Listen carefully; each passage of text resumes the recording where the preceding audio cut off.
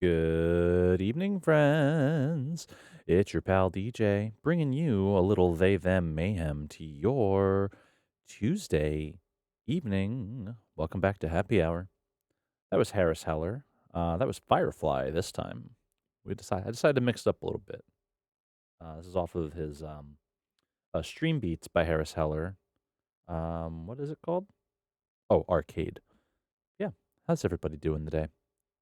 So it's Happy Hour again. So in case you hadn't noticed, we're still doing Dream Daddy. So I'm gonna keep doing Dream Daddy on Tuesday until I'm done playing Dream Daddy, and then we'll figure out what goes in this time slot after that. Whether I just play, if I'm playing a narrative game, do I just keep playing it on Tuesday or do something else entirely?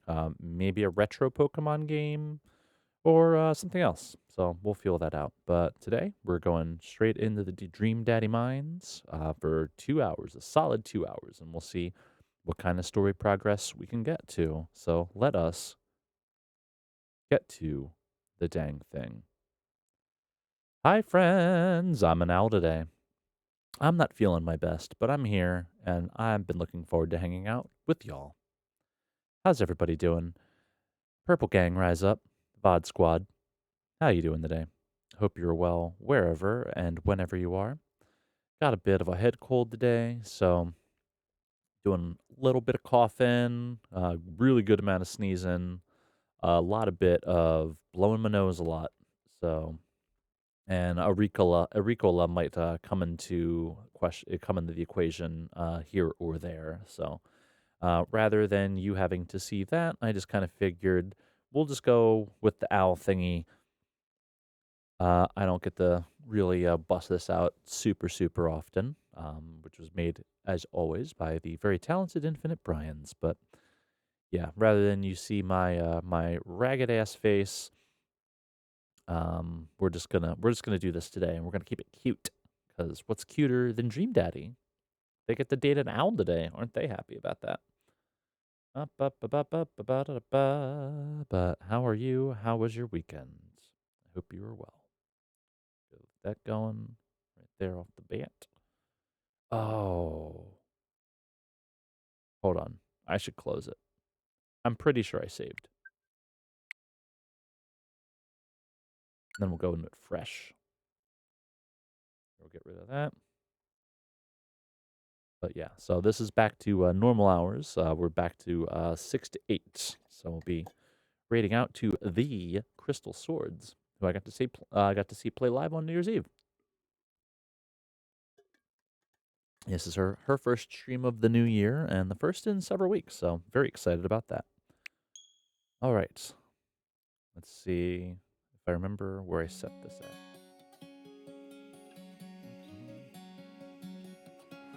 Vifs, hi Vifs. How are you doing today, my friend?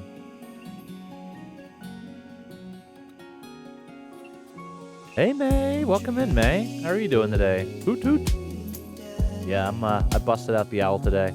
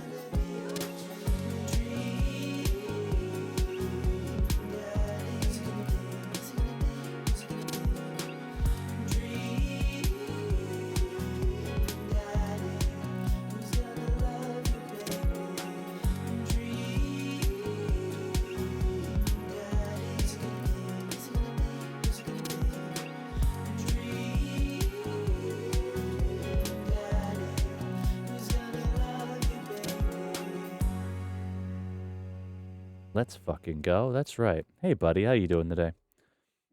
Just finished all of the boys in Gen V or Gen 5.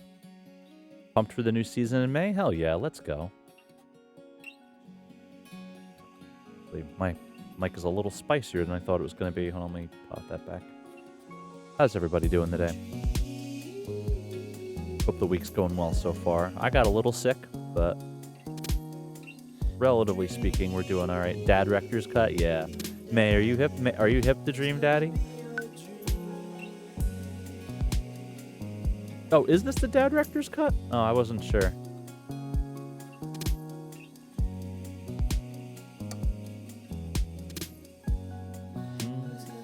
Yeah, so we are joining Sal Capella. They use he, they pronouns. They have a lovely daughter whose name I definitely remember. But yeah, also watched you play it once. Oh yeah. I think you were in last week or the week before. Yeah, so so TLDR, got a little head cold. I'm fine. I feel okay. Just the voice isn't really there today, so I'm gonna do my best to cool it on the voices. We'll see how well I stick to that, because I'm a bit of a no-limit soldier, you know? About the only experience I have with this game? Hell yeah, let's go. Yeah, I've watched a few people play it, like, a little bit here or there. I watched Solo play it a little bit. I watched Caitlin play it a little bit. Yeah, thankfully aside from one particular storyline, I am mostly spoiler-free.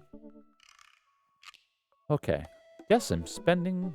Hope you get better soon. Oh, thank you. Yeah, it's a seasonal thing. It's a seasonal thing I tend to get. I get kind of like a runny nose. I kind of get a runny nose and a cough. It messed up my sleep a little bit, but eventually it progresses. Everything kind of, binds up. Then it's in my sinuses for like a week, and then that goes away, and then I'm fine. But yeah, right now I feel okay. When it gets in my sinuses, I'll feel a little less. I'll feel a little murky. Yeah, like that might endanger my Friday stream, but we'll see. We'll see how it goes. Yeah. Looking forward, still have a good appetite. Looking forward to dinner. Have a little bit of couscous. And some chicken and some tostones. Y'all know about tostones? Buddy knows about tostones. I guess I'm spending more time with Brian, which I'm not jazzed about considering I just completely blew it on the putt-putt course. Okay, Dad. You can do this. Just gotta drown my sorrows in some tropical loser drink and get out of here. Brian and I walk into the Freaky Tiki. Oh, I already did this. What I saved.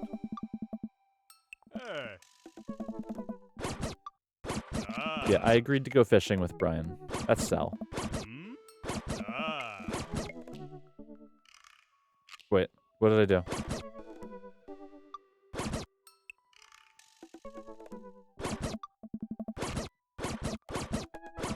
Give me choices.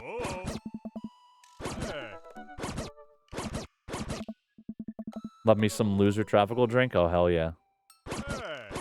Oh, yeah, he's a general contractor. Kind of makes sense. He's kind of a handy fella. Okay. Ask him about his daughter. Yeah. Okay.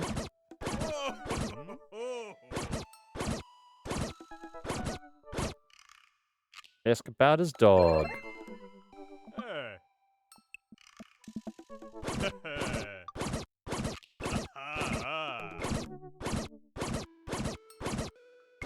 Always ask for pictures of dog. That always helps. I mean, the bonus is you get to look at a dog.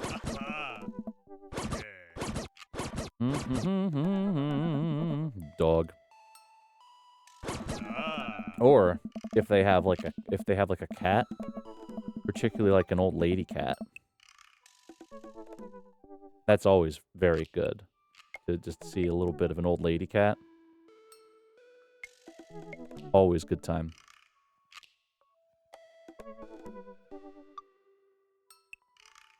Beep.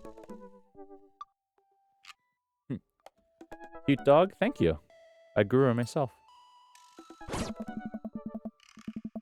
Finally starting to tucker the guy out and get him up to the oh, this is the fish story. Come on. We did this already.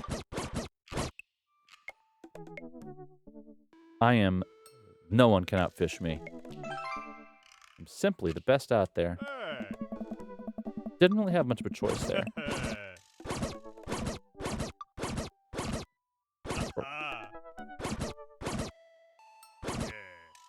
Okay. Brian and I finish our drinks and head outside. Till next time.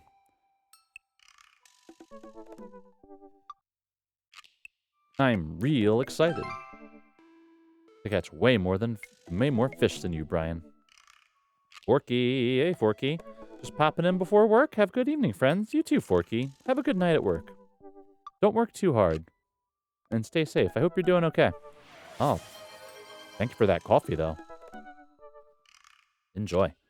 Yeah, we have a variety. We have a variety of dairy and non-dairy and dairy-free creamers. I'm a big fan of oat milk, so plenty of good options. But have a good time at work, Forky. Catch you on the next one, friend. Brian extends his hand and gives me a friendly but firm handshake. I see the competitive fire in his eyes. This is going to become a whole thing, isn't it? Once Brian takes over babysitting duties, Amanda walks home with me. She immediately plops down on the couch and flips on the TV. So, how was your hang with Brian? It was okay. Oh, yeah, he seems like a neat dude. I think so. I don't know. The guy loves a good competition, but then again, apparently so do I. What did you and Daisy end up doing? Oh, we hunted for treasure a bit. Daisy was really adamant about not digging without a permit, so we just watched some documentary about theoretical physics. I put her to bed, and then sat around eating Brian's food. Don't tell him I said that. That's standard babysitting protocol, I believe.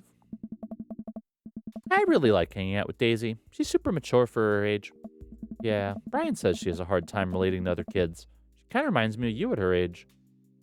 Quite late for you? Have a nice dream and rest of your evening? You too, May. May, are you on the other side of the pond? Yeah. Have a good sleep. Thank you for popping in. I appreciate that.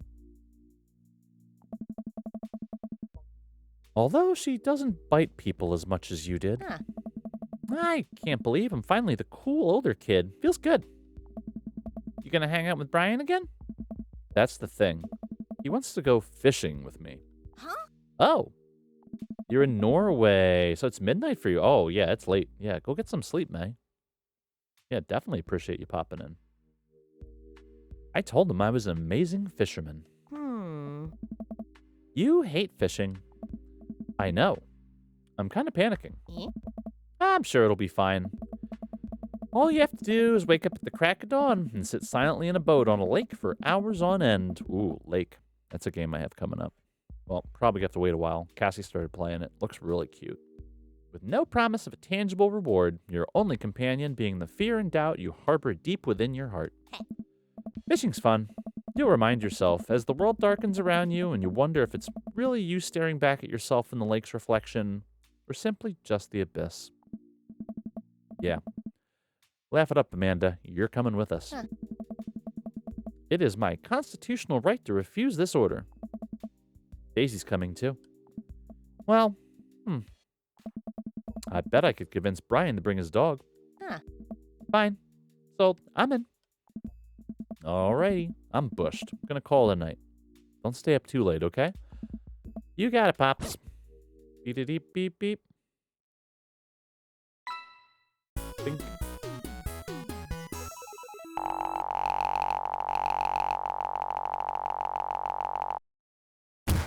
You sure know how to make a dad blush. Hell yeah. That's 2 S tiers. I think I was Welcome. S tier date You've with got Damien and next. S tier with Brian. I think I only had a B with Matt. Oh, this is the mini game. Why didn't it save after the mini game? Hey, dude, I've got the... Oh, boy, I can't... Yeah, I can't do it. Sorry. Hey, dude, I've got the runs. Oh, I've got just the thing. I'll head to the store and grab you a real chunky milkshake, cherry licorice, and a book of word jumbles that I find helpful in strenuous times such as these. What? Wouldn't that make it worse?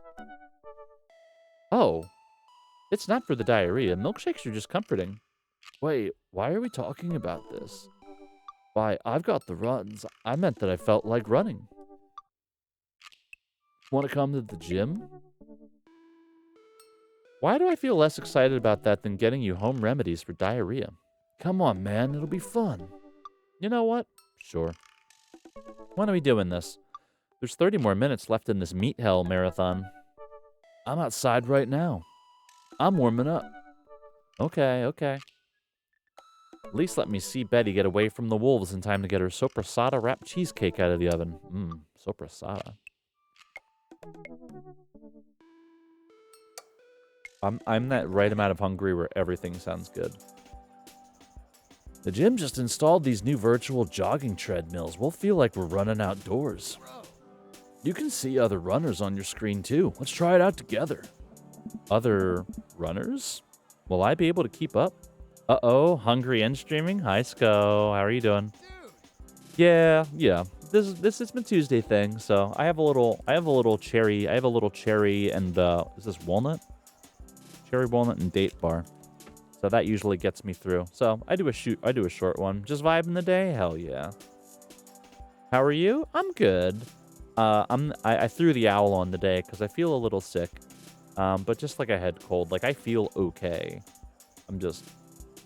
I've been sneezing a lot and coughing a bit, so the voice isn't really there. So we're maintaining, but like other than that, I feel fine. Hope you don't get what everyone else has. Oh, it's been 18 days and you're still icky. Yeah, I don't. Knock on wood, this feels like something I get kind of seasonally, like maybe about like twice a year or so. So it's just like I get a runny nose, I get some post-nasal when I'm sleeping. It wakes me up when I'm sleeping. That's kind of the worst part at the moment. And then it kind of settles it like a little deeper later. But it runs about a week, then it's kind of gone. But right now I feel okay. So hopefully you get better. You've been dealing with that a while. Did you get the flu? Do you know what you had? Don't worry. We're here to cheer each other on. I'll be right there with you. Nice. Just get a rhythm going. Keep your heart rate up. Don't overexert yourself. You'll do great. Run that dad.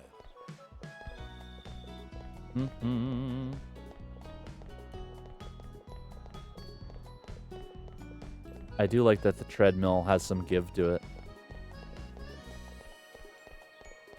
Boop-a-doop-boop-boo. Hey.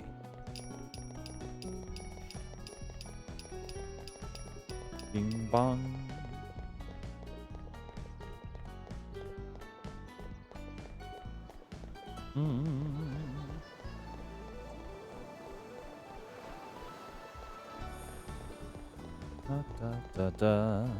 Yeah, I did this at the end of last stream, but I like this mini game, so I'll do it again.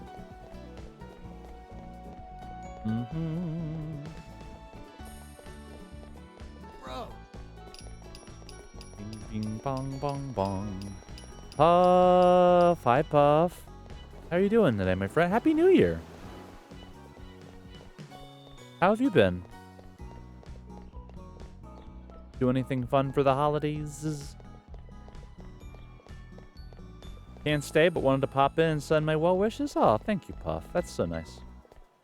Well, I appreciate you stopping in and saying hey. I hope everything's going well with you and the wifey. I know you're always running around.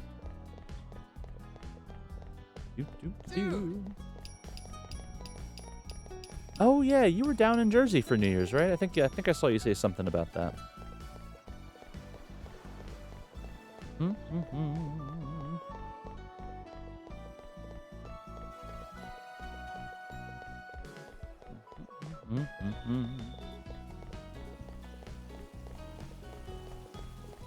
Wait, you and Sko both have that same little custom icon. Now I'm gonna check what that is while I'm doing this mini game. This is a dangerous game I'm playing. Hey. Ugly sweater. Okay, hell yeah.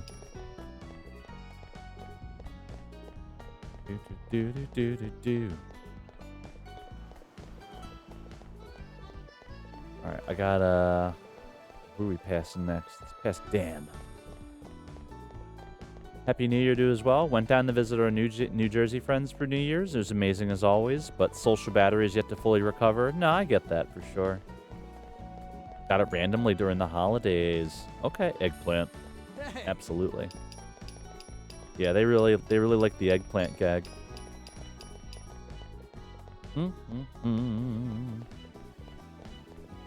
Yeah, I went down to Baltimore. It was a good time. I would actually go as far as to say I really it somehow being out recharged me. I don't know, it's crazy. Enor. Way to go. Welcome. You've got dads. You've got dads. Great. Hope you had a wonderful trip. It was great. It was downright affirming, I would say. All right. So I encountered Robert. Don't like him. I think Brian's eventually going to remind me I have to go fishing with him.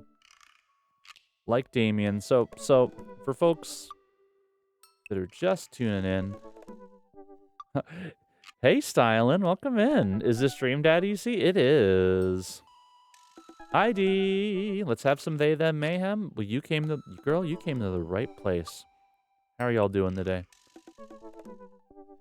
Yeah, so the TLDR is, right now it's between Matt and Damien for me. Craig's like the college bro. Like, I don't see any real reason to do that. Brian, I don't like what my character turns into when Brian's around. Joseph's married.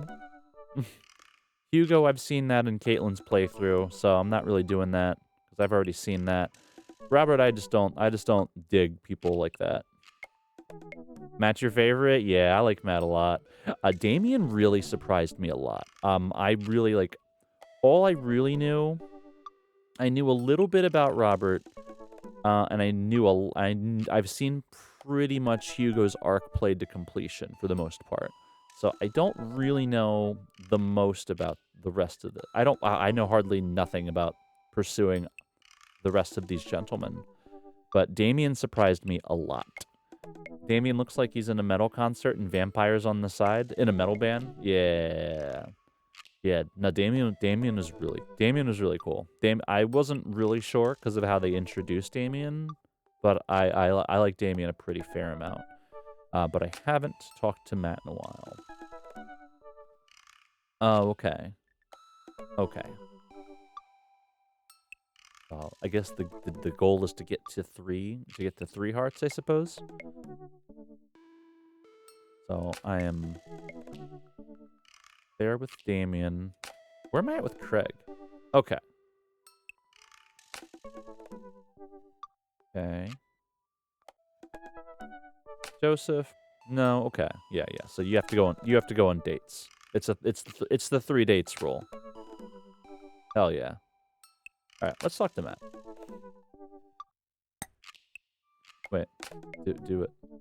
Do the thingy. Oh, there we go. Have a great stream and see you soon. Take care. You too, Puff. Thank you for stopping in, my friend.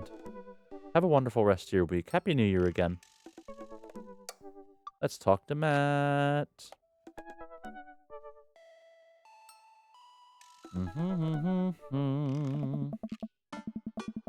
Instead of messaging the guy, why don't I just walk over and grab some coffee? I'm feeling really sluggish today anyway.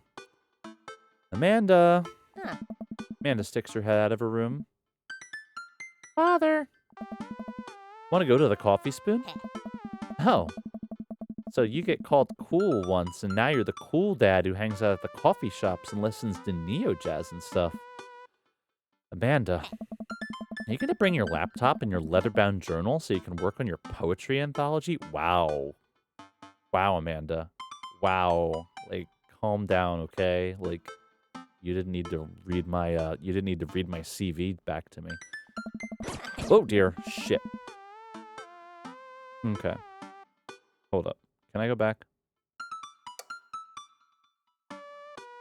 Nope.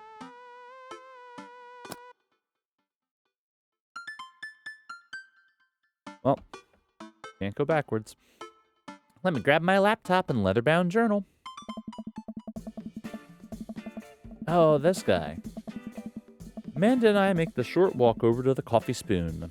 The place is quite quiet today. Just a few people hanging out and reading books in the cozy little nooks. I walk up to the counter and see a familiar, pierced face. Hey, you were the dude I yelled at a bunch the other night. Oh. Amanda cast a sideways glance at me. He tried to sell me shirts. And who might you be, miss? This is my daughter, Amanda. The person I am father to and am very protective of.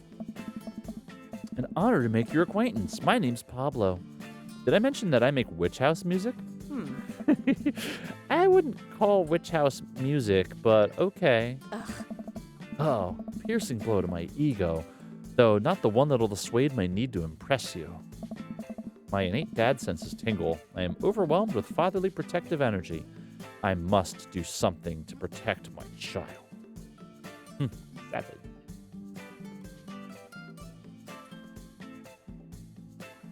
Reappropriate? No, that's crazy. Change the subject. Anyways, Pablo, I didn't know you worked here. God, I love this game. I like it too. I haven't played a lot of. I haven't played any dating sim games. I actually got. I think I have one that's. It's like.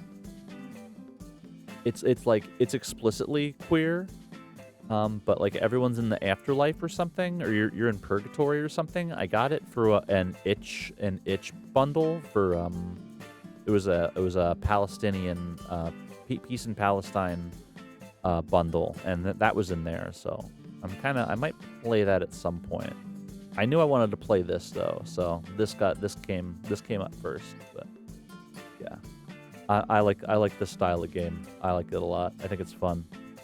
Sounds cool. Yeah, I'll have to dig up the title for it.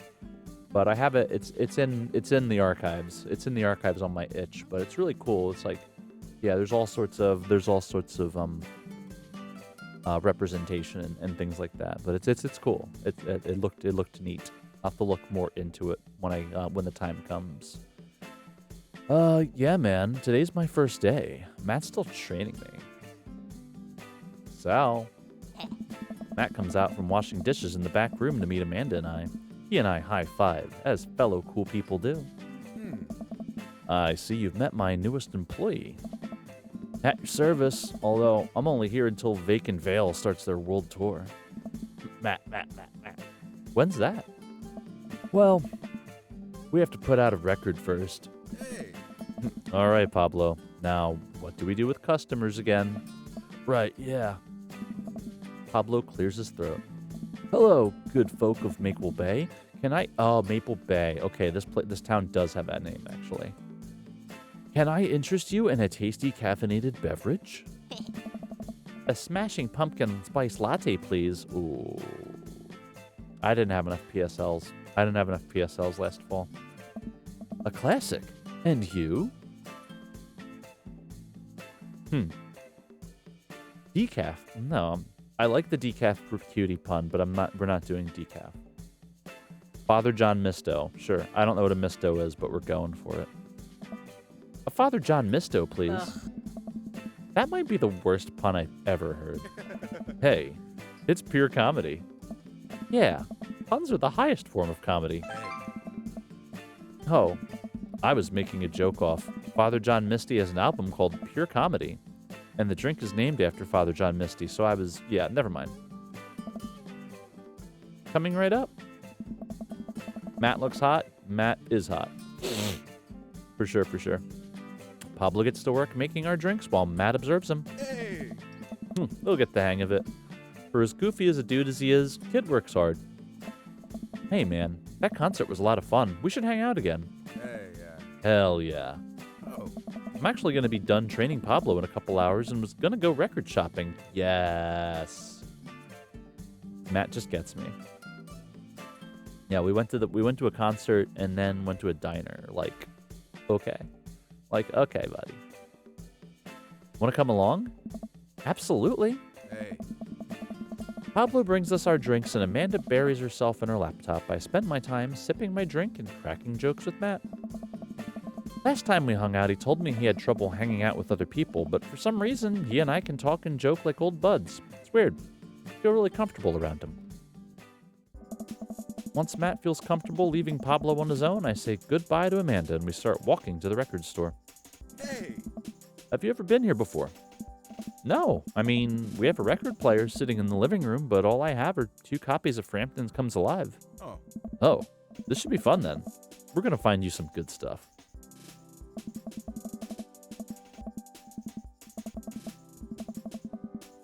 Boink. Walls of the store are packed with posters, artwork, stickers, and records. A few people mill around, flipping through milk crates of albums. Some indie band is playing through the speakers. It's a nice vibe. Okay, got a poster on the wall. Couples therapy. Fake beard, arms race. Sad swears, steady bow, dinner food.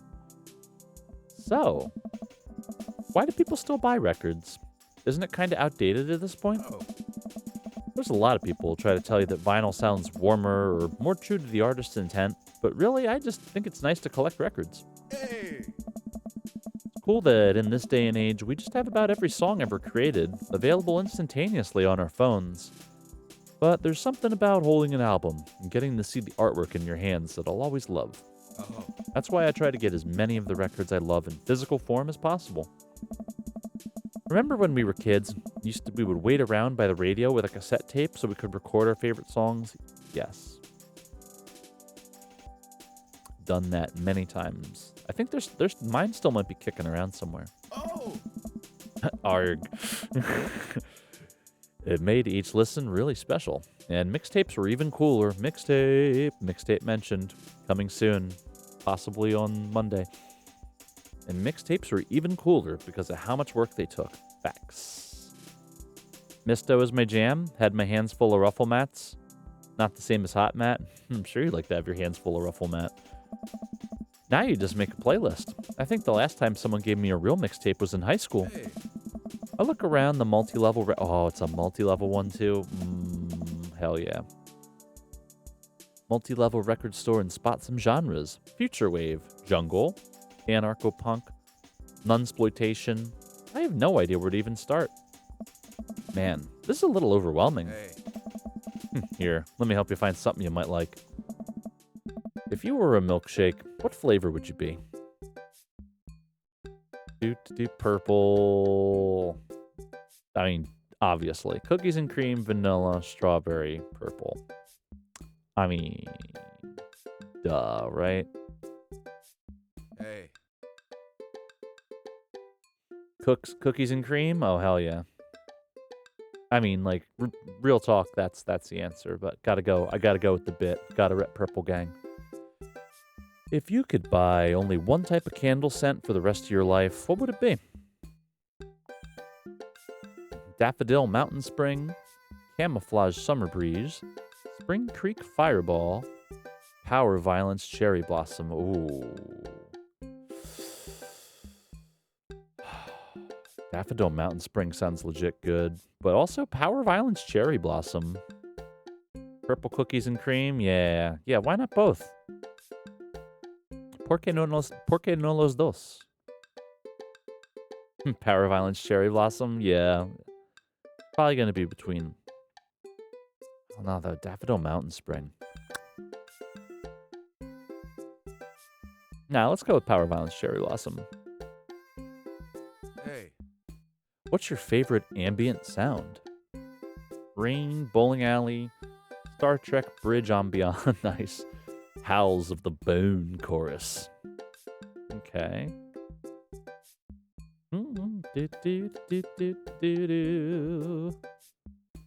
Rain's so good though. Howls of the Bone chorus. What's your dream vacation spot? Backyard, inside an active volcano, living off the fat of the land in Ibiza, starting a new life in the Baltics. Ibiza sounds too like a Jimmy Buffett. New life in the Baltics. What's your deepest, darkest fear? I worry that people are nice to me only because they want something from me. I fear that I won't deserve happiness and won't ever get it. What if nobody exists but me and I fabricated this universe, saying you too when the waiter tells you to enjoy your food? Matt thinks for a moment. What? Oh, I know just the thing. Hey. Matt runs to the other end of the store and returns holding a record behind his back. He shows it to me. This is Smokey Rolls Down Down Thunder Canyon by Devendra Banhart. Is that a real album? I know Devendra Banhart's a real artist. Sounds like what you need is some Devendra Banhart. Actually, I think everyone needs a little bit of Devendra Banhart in their lives. Whoa, dude. Thanks for the recommendation. Oh. You're going to have a great time with it. Promise. Matt and I bring our records to the cash register. A young girl with a septum ring and a buzz cut stands behind the counter with one earbud in. Usual stuff today, Matt? Hey. Just some light pickups. Matt places 3 albums on the counter. Swear I'm Good at This by Diet Sig, Forever by Mystery Skulls, and Greatest Hits by Remo Drive. Tight. Hey. Cashier rings Matt up and hands back his albums in a bag. She stares at me suspiciously. Who's the nerd? Hey. That nerd is my buddy Sal. Sal, this beacon of human charm is Molly. I got kicked out of art school for destroying my paintings at the end of every critique. Lovely to meet you. Anyway, Matt, is the open mic night still on? Hey. You know it. Or the Third Wave's gonna do a special acoustic performance. I might see if I can get a few of the girls together. There's an open mic night going on? Oh. Yeah, dude. We do it every month at Coffee Spoon. Some amazing talent always comes through. Got a flyer for it right here. Hey. You and Amanda should come by that night. Oh, man. Matt blushes. Hey. I mean, if you're not doing anything. Oh, Wait, bro, you own the coffee shop. You can just be like, yeah, come to my coffee shop. Will Vacant Veil be playing? hey. If only. I finish paying for my record and we head out of the store. Man, what a trip down memory lane. I haven't been in a record shop like that since Vans had shag carpeting. Now that you mention it, isn't it strange to think of all those weird little musical memories? How do you mean? Well, I think music is a very time and place sort of thing. A song is important to me, not only in that I think it sounds good, but where I was and what I was doing when I listened to it. There's music that reminds me of exes, of struggling through school, of being so poor that I didn't know where my next meal was coming from. Hey. All that stuff. And listening to those songs reminds me of those moments in my life. Yeah, now that I think of it, even the pop concert Amanda made me take her to is special to me. I mean, I'm not really a fan of the band, but hearing their songs on the radio reminds me of how young and excited Amanda was. Oh. And then that even reminds me of a younger me, going to see my favorite bands in concert with all my friends. We would always go to my friend Cynthia Chapman's house beforehand and smoke pot in her basement like we were so slick. Her parents definitely knew what we were doing. Wait. When was the last time you smoked pot? Matt stops and thinks for a moment. It's been decades. Dude, me too. Where do you even get pot now? Is that what the kids call it these days? I don't know, but I bet I could find out. You want to get high and listen to our new records? Fuck yeah, I do. Fuck yeah, I do. Yeah. Matt pulls out his phone and starts texting. Hey.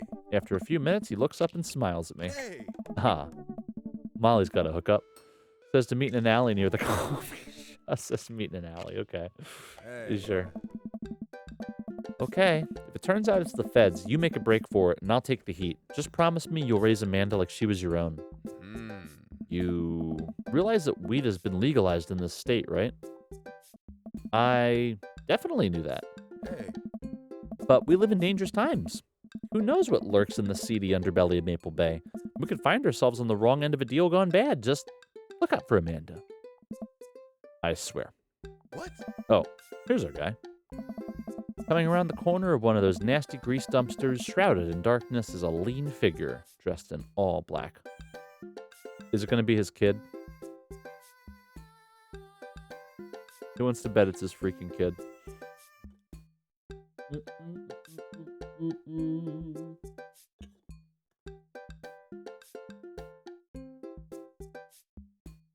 All right, let's find out. 3, 2, 1, let's jam.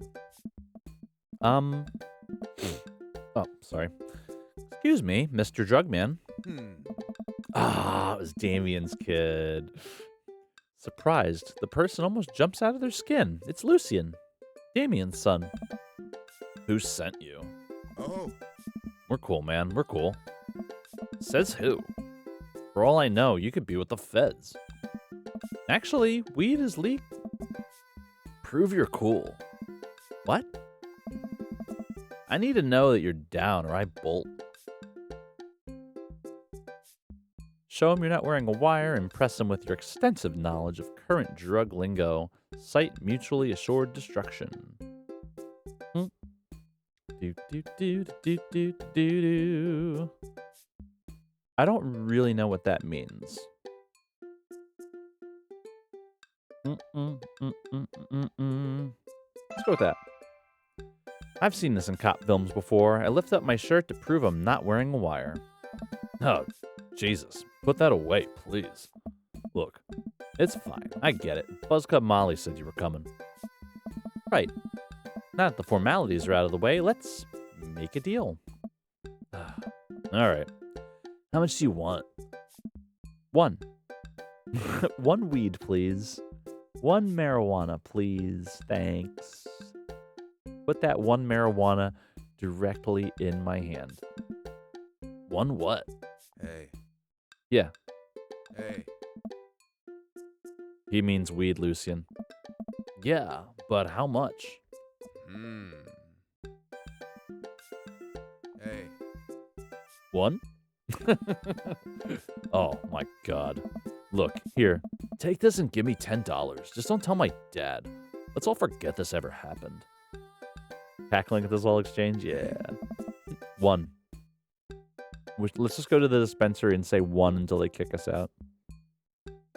1 marijuana, please. I won't tell your dad if you don't. Lucian hands me a baggie of something and disappears down the alleyway. Oh, he's totally selling you shake or oregano. Or shake with oregano. I open it and take a deep whiff. Smells like genuine drugs. Yes, sirree. Hey. That went smoothly. Yeah. We should get off of public property before we smoke this. Hey. Great idea. Let's head back to my place, yeah? Matt and I walk to our cul-de-sac and stop at a gas station on the way to buy rolling papers and soda. I feel like I'm 16 again. Hmm. Carmencita's having a sleepover tonight, so that gives us all the time we need to do drugs. Hey, dude. Awesome. Let's do some drugs. Hold on. There we go. Gonna go ahead and save that. Matt pulls one of the records out of his bag and puts it on for us. I plop down on a comfy leather couch and look around his place. There are a bunch of band posters and his record collection takes up an entire wall. Whoa, what a collection. Hey. Been collecting my whole life. It was nice to finally get them all in one place after being on the road for so much of my life. Had to ask my parents to hold on to them for me. Matt sits down next to me as we lay the marijuana drugs out on the coffee table. Do you want to do the honor? Oh, yeah, neither of these guys know how to roll. A real talk, like T, I was really good at rolling joints for like 3 months. Like one time. Like those 3 months, I rolled a really nice joint. And then like never again. Like I totally got rusty. And I imagine it would be a nightmare. But I've been bowling it for too long. Please. It's your house. Hey. If you say so. What? Matt pulls out some rolling papers and sprinkles some of the beatnik tobacco onto a piece. He starts rolling it back and forth, and the paper breaks almost immediately, spilling drugs all over the couch. Never was too good at this. Oh. Matt tries again and is able to successfully roll a nice-looking weed cigarette. He hands me the lighter and the blunt, I think, and I take it. Well, let's open up the nut. Smoke some of that gateway drug. Rip that golf fairway. Yeah, let's Open up the nug for 3 months. Honestly, it was probably even less than that, but man, during that time, automatic every time. Really solid J. Never didn't boat or anything. Ah, I really like Rip That Golf Fairway.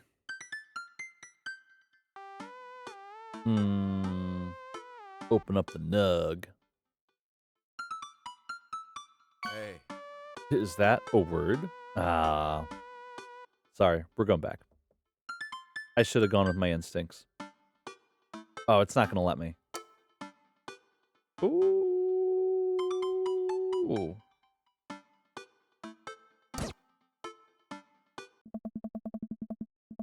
Dude. Hey. Oh. I gotta just go with my instincts. Rip that golf fairway. Hell yeah. There we go. Yes. Yes, let's do that. I light the joint and inhale deeply. This is not what I remembered. It's been a while, though. Maybe pot drugs have just gotten more potent since the last time I smoked. I pass the joint to Matt and cough a little bit. Yeah, I'm sure it's a little bit. I'm sure about that, buddy. I'm sure, Sal. Yeah, a little bit. Should it sting this much, or am I just a baby? Huh? Matt takes a hit and his eyes go wide. That's not weed. Oh, God. Hey. Did we develop a taste for meth? No. Is it salvia? What is this? Oh. Yeah. This is oregano. Ah, Lucian beat us. I sniff the air. Yeah, that would definitely explain why it smells like a pizza place in here. That little punk ripped us off. Hey. Oh well. We can still relax and enjoy the music sober. You know what? You're right. Oh. We sit and listen through the Diet Sig album that Matt bought, which is catchy as hell. I look around the room again and see photos of Carmencita growing up. I spot a young woman with a huge smile in one of the pictures with the two. Who's that? Oh, man. Oh, that's Rosa. She was Carmencita's mother. She died when Carmencita was young. I'm sorry to hear that. Amanda lost Alex at a young age, too. I can understand how hard that must have been. I look around again, spotting a framed gig poster hanging on the wall. On it, there's an illustration of Matt and Rosa surrounded by flowers. The cursive lettering reads, "Stillness the Dancing." Looks like they played the Soundgarden over a decade ago. Were you two in a band together? Oh, man. Yeah. That was the reason I was touring so much when I was younger. We traveled the whole country in this rinky-dink little van. It was hard to start, but once we started gaining notoriety and seeing how much our songs meant to kids, it was just incredible. Wow. That seems like a life some people only dream of. Hey. It was.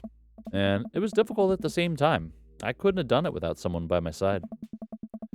Rosa and I knew that we couldn't do it forever. Long hours on the road, missing your family, sleeping in the van, all that stuff. Oh, man. So once she became pregnant with Carmencita, we put down roots in our favorite town to play in, right here. Since she was a kid, Rose always had a dream to own a quiet little coffee shop. She died before it opened. I'm so sorry. Hey. Don't be.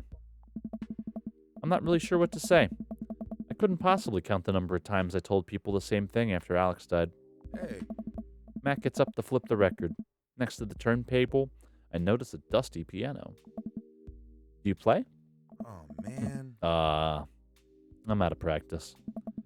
I used to jam on the keys back in the day. Oh, yeah? I fronted the hottest 7-piece ska band that Eagle Rock Bay High School had to offer. Hey. No way. You had a ska phase? Phase? Ska never dies. Oh. Except for Scommunist Manifesto, who broke up after the senior talent show to pursue solo careers. Hey. Dude, that's so rad. Matt pulls out the piano bench. Hey. Give me some of that two-tone love. Oh, man, let's see if I still got it. Oh, this is like a mini game, right? Hey. I sit down at the piano. Anyway, here's Wonderwall. Stick to your ska roots, obviously. Hey, I think I'm doing it. I'm playing ska. Hey. Wait, that was just smoke on the water. Matt, I've forgotten how to play. The Deep Purple's always appreciated nonetheless. All right, buddy. Can you top that? Oh, man. I shouldn't. Aw, come on. No, it's been a long time.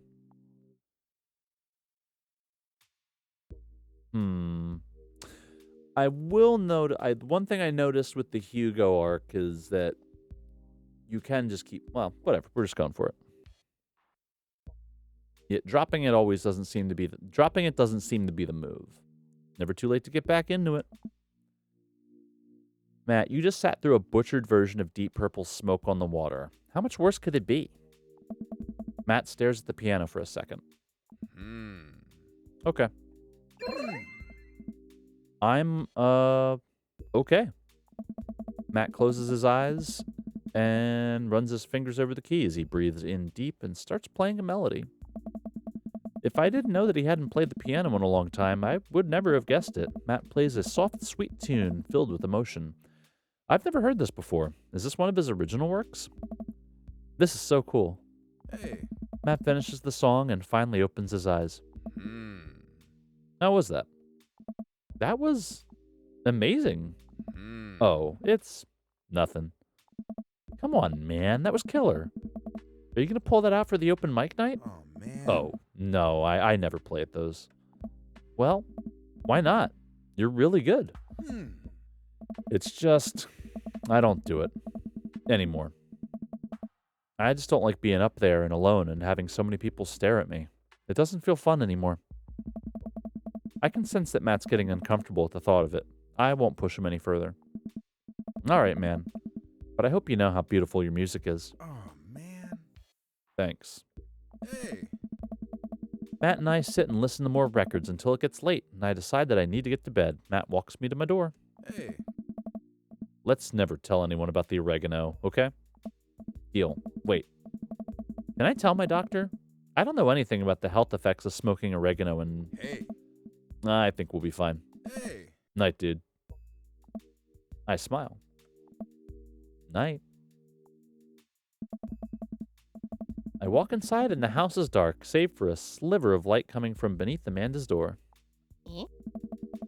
I knock lightly on the door and enter Amanda's room. She's sitting at her desk with her camera, editing photos. Hey, Amanda. Amanda swivels around in her chair to face me and slumps down. What smells like a pizza parlor in here? What? Nothing. So, what's up? Dad, I'm hungry. Wait, no. Hi, hungry. Whoa! No. I'm Dad. Amanda collapses on the floor. I promised myself I'd never let it come to this. Sorry, kiddo. You set it up. I spike it down. You're a monster. Want some spaghetti? Yes, please. Amanda and I boil pasta and heat up sauce in a pan.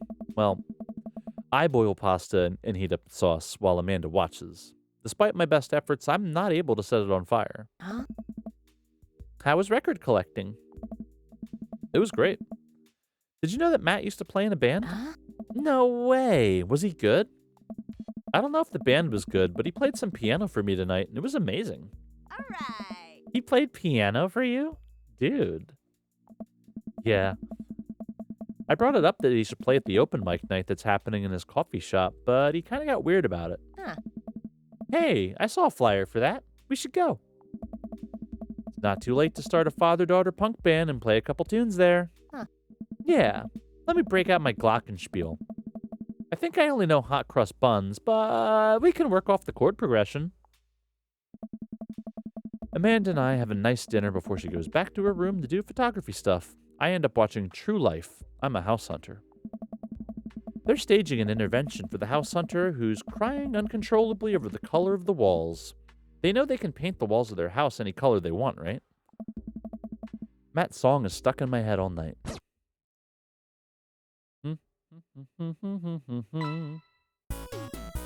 Give me an S. Give me an S.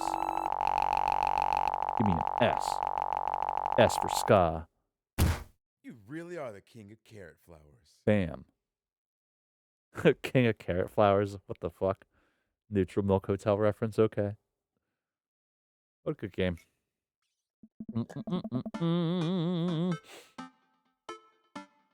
Well, it's been a long day. I'm just about ready to pack it in. Oh, hold up. Oh, shit, yeah. Nice. All right, cool.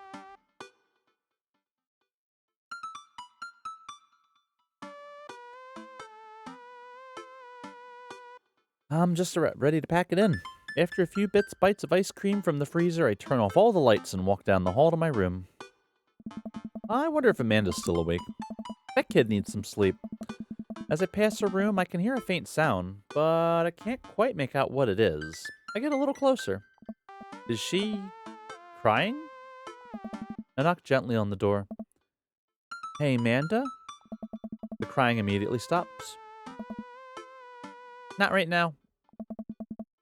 Her voice sounds strained. She sniffles. I need to make sure she's okay. I open the door. In the dark, I can see Amanda's outline in the middle of her bed, knees hugged up against her body. Is everything okay? I don't want to talk about it. Did something happen? No, nothing happened. Go away. Alrighty, I'll leave you be. I back out of the room and close the door gently behind me. She immediately starts crying again. Wow. I have no idea what has her so upset. She seemed totally normal. I feel awful just leaving her to cry, but I also get the feeling if I tried to do anything else, it only would have made her more upset. I can't stop mentally cycling through all sorts of awful things she could be dealing with right now. More than anything, I just want her to be happy and safe. I have a hard time falling asleep, but when I finally do, I'm still thinking about Amanda. After a long night of very little sleep, I roll out of bed and make myself a pot of coffee. Amanda should be up for school soon. Maybe she'll be willing to talk about whatever's bothering her. About 10 minutes before she's supposed to leave, Amanda comes out of her room and makes a beeline for the freezer. Morning, Amanda. Morning. She drops a frozen waffle into the toaster and slams the freezer door. She won't look at me. Yikes. So, anything big going on at school today? No. Okay. You need a ride to school? No. Want some coffee? Amanda pulls the toaster lever up and takes the still freezer burned waffle out before it's finished cooking. I have to go. Amanda picks up her bag and storms out. Oh. Okay. I haven't seen her act like this in a long time. It's usually short-lived, but it always hurts. Hopefully this blows over and things are back to normal soon. I sit back at the kitchen table and look at the picture of Amanda and I hanging on a wall. In it, I'm teaching her how to ride a bike. Her face is a mixture of excitement and pure, unadulterated fear. I remember how determined she was. Every time she would fall off and scrape her knees, she would get up and try it again. Finally, I had to stop her because she was bleeding everywhere. Then she started to cry because she didn't think she needed bandages and wanted to keep trying. As I put the bike away, she just stood in the middle of the street and screamed. Then I took her for ice cream and it was like nothing even happened. After giving it a bit of thought, I decide if I force her to talk about it, I'm only going to make things worse. But I have an idea. I start rummaging around for ingredients. I hear Amanda walk in the door. Instead of heading for the kitchen like she usually does, she makes a beeline to her room. She's clearly trying to avoid me. Hey, Pumpkin? What? Can you come here for a sec? There's a moment of silence. Yeah. I wanted to say sorry about last night. I'm just worried about you, kiddo. I get scared when I know something's wrong, and I get even more scared when I feel like I can't do anything about it. Dad, So just whatever it is, and you don't have to tell me if you don't want to, but whatever it is, just know that you have a dad in your corner who wants you to be happy. Oh. Honey, you know I'm bad with words, so I was hoping I could speak a language we both understand. I pull a cake out of the refrigerator and place it on the table. Hopefully the frosting is set by now. Ta-da! Dad, it took me a really long time because I ran out of red frosting somewhere around sad and had to start over. Sorry you're sad, but I support you 100%. This is beautiful. It's strawberry. Amanda gives me a big ol' hug. I grab some plates and forks and serve us up some delicious cake. So, it's really stupid. What is? This whole thing. I know I've been really weird lately. I don't even know how to explain it. I feel like I might have to make you a chart. I'm listening. Oh. Do you want me to? Oh, shit. I guess I should start from the top. You know how Emma R is going to that fancy art school in California, right? Emma R.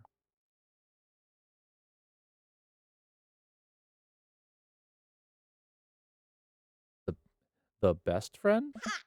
You got it. Wow. Proud of you. Pure guess. Huh. Anyway, ever since she got the acceptance letter, I've been feeling like she's drifting away, you know? And she's been spending a lot more time with Grace and Emma P. I just thought it was all in my head for a while. But then I found out from Rosie M. Oh, Jesus Christ. That both of the Emmas, Grace and Noah, oh, and then there's Noah, all went to a party at Mackenzie F's on the same night they all told me they were busy studying for the Calc AB final.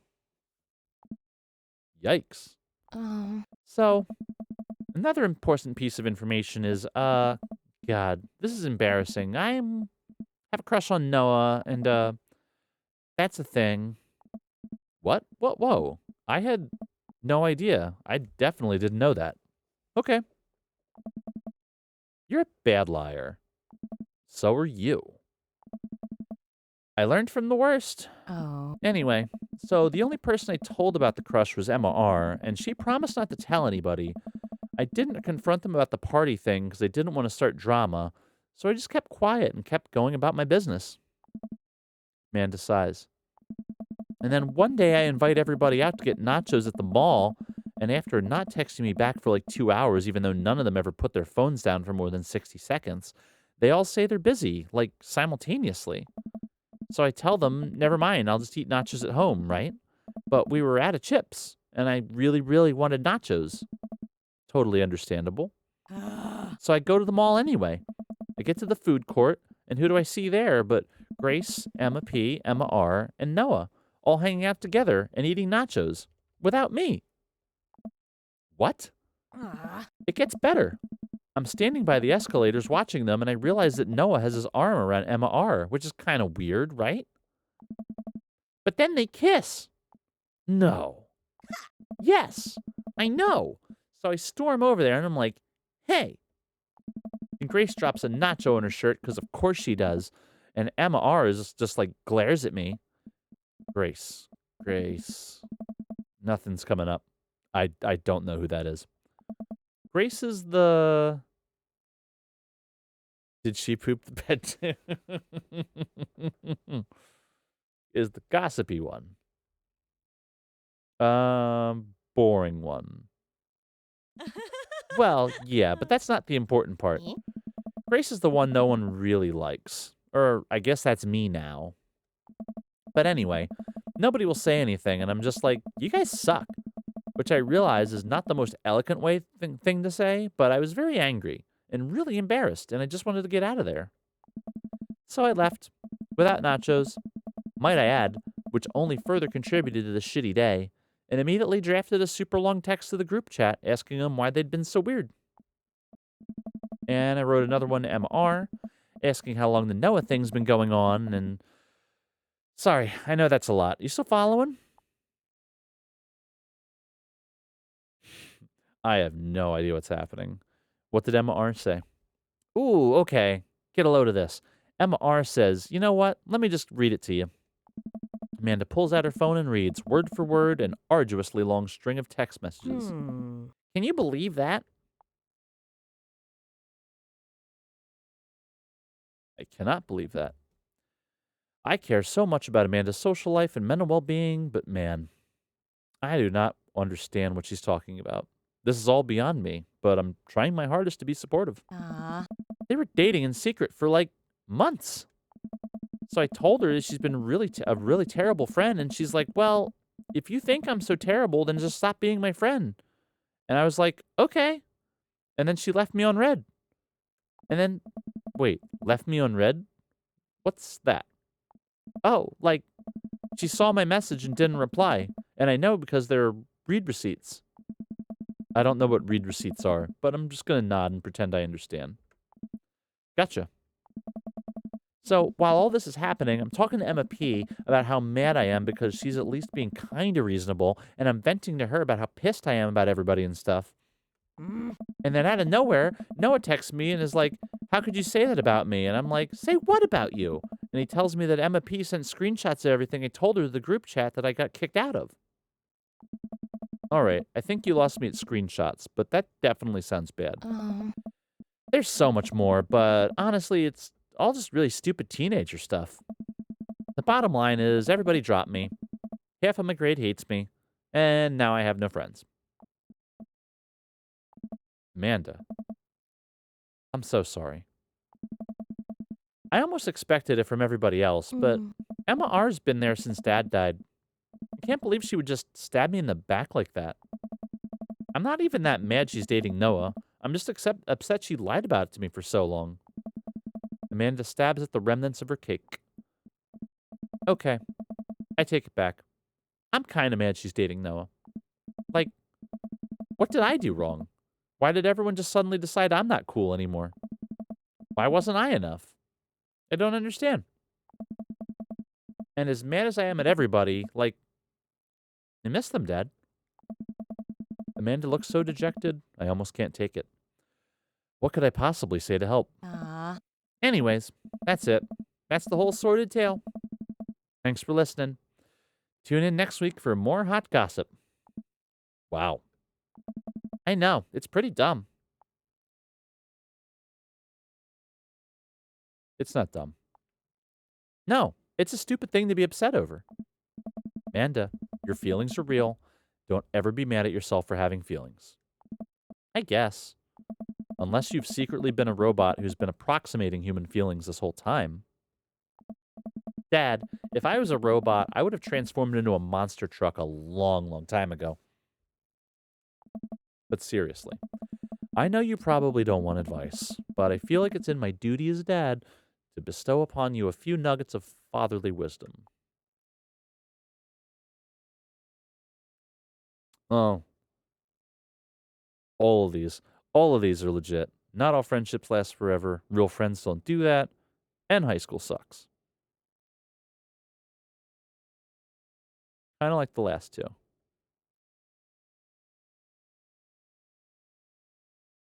Yeah.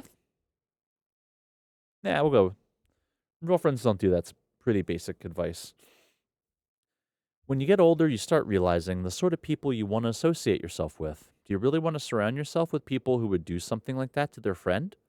It takes a lot of work to find and maintain meaningful relationships. It took me a long time to figure that out myself, and I wish I'd learned it sooner. If the other person isn't putting in the effort to show in how much they care, it's not worth it. You're not beholden to being their friend. Ultimately, I think this says way more about their character than it does about yours, because you're amazing. And if they can't see that, well, that's their problem. I'll keep that in mind. I look down at the table. Did we just eat that whole cake? Yes. We did just eat that whole cake? Well, good talk. Amanda gets up to go to her room, but before she closes the door, she turns around. Hey, Pops. Yeah. Thank you. You are always welcome. Love you, Amanda. I love you too, Dad. Ah, did it for me. Welcome. You've got dads. DP. Oh, Damien. Oh, Damien doesn't have an avatar. Hi, Damien.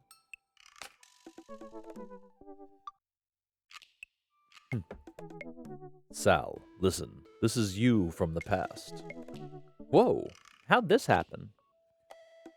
I figure you're trying to reply to this because I know myself, but this is an automated message from you earlier this morning when it was socially acceptable to go out and buy ice cream. I forgot I did that. I forgot how I did that as well. The future's amazing. Listen, life is short, and ice cream should always be acceptable. But unfortunately, this is not the society we live in.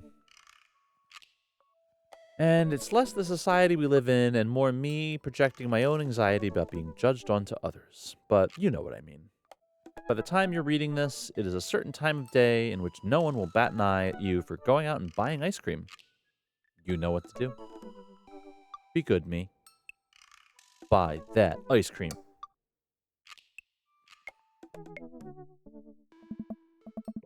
You know what? I've earned a treat. On the way home, I decided to stop off and grab some ice cream, which I fully plan to eat directly from the tub. I spend a lot of time trying to figure out just which type of ice cream I'd like to eat directly from the tub.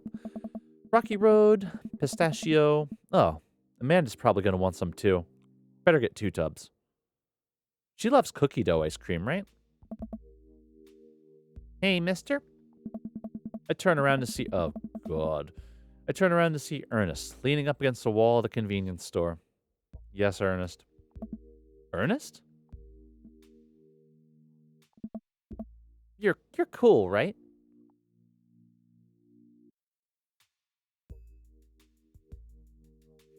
Well, I know what you're asking. Yeah. No way. I'm about to go sprawl out on a couch between a liter of ice cream and a basic cable package, and I have every intention of waking up in that position tomorrow morning. What do you think? Man, talking to you sucks. Can you just help me out? Help you out? There's no fire involved, is there? Just clouds. What? So, if I give you $20, will you buy me e-liquid? Oh. What a scumbag. Just get drunk or something, dude. What the fuck's wrong with you?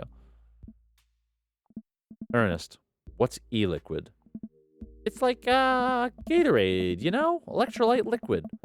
I'd get it myself, but I'm banned from here for trying to run a grift on the cashier. Classic fiddle game. You know the deal. Oh, if you're talking about balanced electrolytes, then I got you, little buddy. And I didn't know you played the fiddle. Just ask the clerk for blue cran raz apple vortex. He'll know what it is. I pick up a tub of pistachio ice cream for myself and a tub of cookie dough for Amanda. I search around for some blue Crazen Void Starter Starer, but can't seem to find any. I turn to the cashier. Say, where's your finest e-liquid? Behind the counter. You got an ID? First of all, my daughter is older than you. Second of all, I'm flattered. I switched shampoo recently. Is that taking some years off? Look, you need to be 21 to buy vape juice. Your hair doesn't look a day over 20. Wait a minute. Are you just trying to butter me up to get me to buy more ice cream because it's working? I glance outside and spot Ernest staring at me. Double wait a minute. So you're telling me that e-liquid is not a sports drink? It's for vaping. Ernest is watching us intently through the window. I better go give that kid a piece of my mind. I see. Okay, look. I'm going to pretend that you didn't try to trick me into buying you the old Baphomet's cough syrup and then go inside here to purchase my ice cream. I won't tell your dad if you promise to scram. And stop vaping. You'll get popcorn lung. What if I give you $25? Go home, Ernest. As I'm walking back inside, Ernest calls after me. You can get popcorn lung from microwave popcorn, you know. I no longer trust this child, but the mere notion strikes fear into my heart. You trusted Ernest at all? I go back inside to complete my purchase with the good cashier. Thank you, kind sir, for your time and generous hair compliments. You got it, bub. I glance outside the window to see Ernest still outside. Looks like he's talking to some other poor sap. Guess I should go outside and save this other guy some grief. Wait a second. That's definitely a cop. Oh, boy. Grab my tubs of ice cream and bolt outside. Ernest is already face down in the hood of a squad car.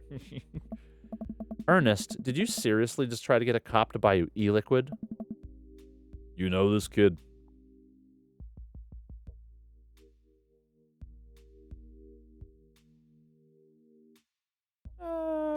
I'm friends with his dad. Yeah, we live in the same cul-de-sac. I know his dad. Listen, he's a good kid, and I'm this boy's father. I turn around and see what?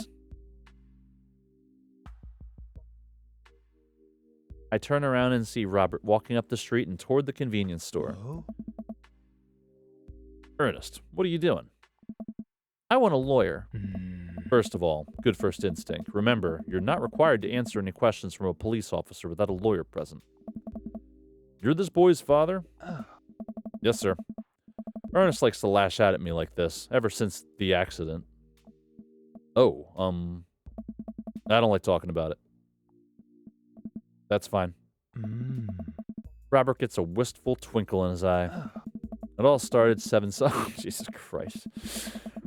It all started 7 summers ago. My hair was long then. New metal was still in style. Ernest and I were down in the Florida swampland, scavenging for... Sir, I can leave you to take it from here. Sounds good. Thanks, officer. Ernest, come along now. You'll be cleaning grout from the rain gutter for a week thanks to this transgression. The police officer gets in his car and drives off. I'm stunned by how cool Robert was just there. Thanks. I want to say... Richard? Ouch. Don't mention it, Hemingway. Got in trouble plenty of times in my life. Just trying to do my good deed for the day. Will you buy me e-liquid if I give you $20? Child, I will end you. Hey, Sal, will you walk Ernest home with me? Sure. Oh.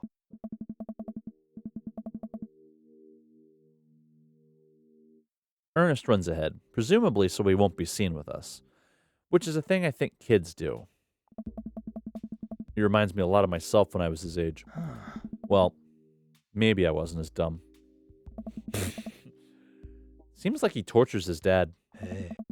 Seems like he tortures just about everybody. He even stole your wallet. What? No, he did. I pat my back pocket. I pat the rest of my pockets. He stole my wallet. Oh. Why are you doing this to yourself? What? Robert points at my tubs of ice cream. One of them's for Amanda. Oh. I have no qualms with the quantity of ice cream you purchased. It's a perfectly respectable amount of ice cream. It's the quality I'm talking about. You work hard, Sal. You're a good dad. Don't you think you deserve top shelf ice cream? But these are on sale. If you're going to treat yourself, go big or go home. Real vanilla bean. Real pistachio. You deserve it. We arrive at the cul-de-sac and Ernest runs into his home. That boy is the reason why we don't have prizes in cereal anymore. Hey. Catch you around, Sal. Robert tosses me my wallet. Catch it with a surprised look on my face. I stole it back. Keep it in your front pocket or use a chain like back in your ska days. Smell you later. See ya, Robert. I go back inside my home, ready to spend the rest of the night with 2 tubs of ice cream and also Amanda. Welcome. You've got dads.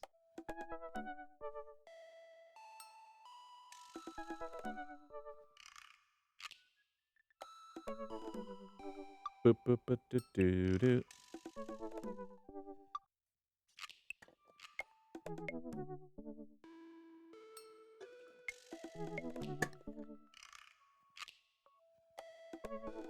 All right. Let's see what Damien's up to. Do, do.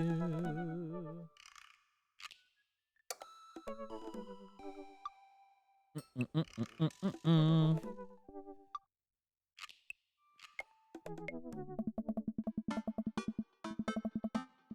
I had a lot of fun hanging out with Damien the other day. I wonder what he's up to. I open up Dad book and start writing him a message when Amanda walks in the door. Dad, you got a letter. Oh, is it from Grandma? No, it's from Damien. Whoa, can I see it? Amanda hands me a piece of old parchment, folded into an envelope and sealed with purple wax. Damn, purple. The dude goes all out. I pry off the seal and unfold the letter. It's the most beautiful calligraphy. The letter reads, Dearest Sal, I hope you'll find my continued correspondence endearing rather than trying. One can only hope that my use of slower, more traditional form of communication will showcase my sincere and earnest sentiment that I greatly enjoyed our time together. I write this hastily under the warm embrace of excitement, fearful that I may misstep and speak towards something unwelcome. For now I hope that you might forgive my boldness. I will simply say that your company has greatly occupied my thoughts. While the afternoon has been derailed by forces unforeseen, your companionship helped a great deal, not only in the discipline of my child, but in the morale of my spirit. And for that, I thank you. That said, Sal, if you'll allow me, it would mean the world to me if I could enjoy more of your time. Perhaps a trip to the cinema, followed by a moonlit stroll, would be to your taste. I eagerly await your correspondence. With great respect, Damien Bloodmarch.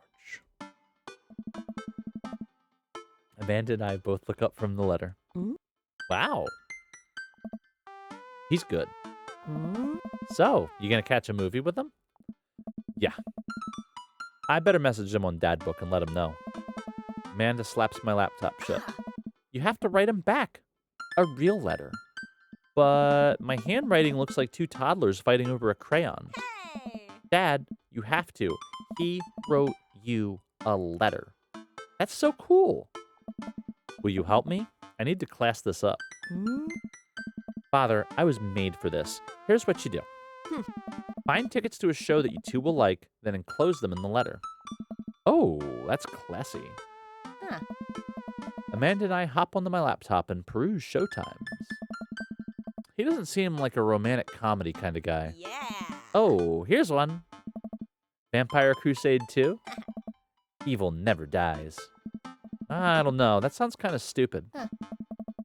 Actually, it's a critically acclaimed exploration into the ennui of existence. It really turns the vampire trope on its head. Really? Nah. There's just lots of blood and vampire titties. Well, let's roll the dice. I purchase the tickets and print them out, then sit down at the table with Amanda to try drafting a nice letter. I start writing. Damien.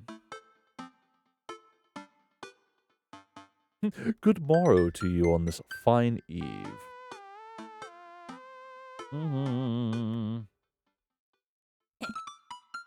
Not sure if that checks out, but it looks fine to me. What's next? Hey, remember when your son tried to Casco Amontillado that kid?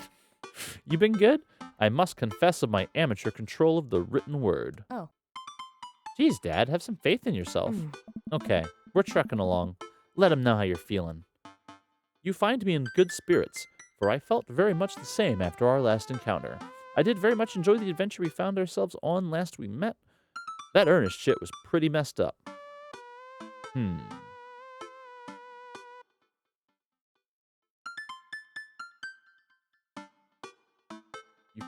You find me in good spirits, for I felt very much the same after our last encounter.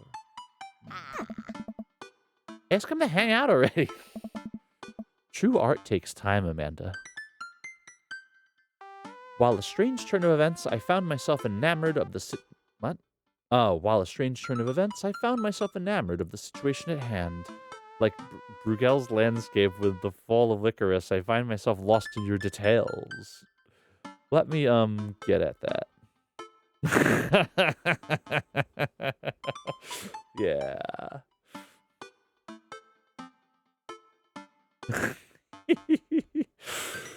I should, though. While a strange turn of events, I found myself enamored of the situation at hand.